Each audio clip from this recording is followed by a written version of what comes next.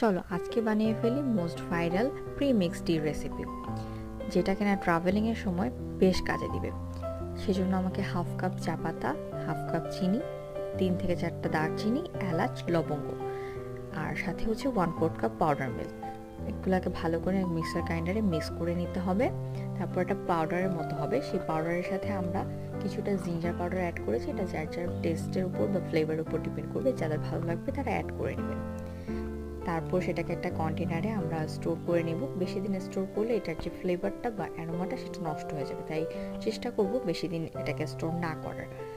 তারপর যে কোনো চায়ের কাপে আমরা হচ্ছে 1 থেকে 1.5 চামচ সেই প্রিমিক্সটা নিয়ে গরম পানি দিয়ে 1 মিনিটের মতো যদি রেখে দিই, তাহলে এটা খুব ভালোভাবে পানির সাথে মিক্স হয়ে যাবে এবং খুব ঘনই হবে, তেমন একটা পাতলাটে ভাব এটাতে থাকবে না। যদি ভালো লেগে থাকে তাহলে লাইক, কমেন্ট, শেয়ার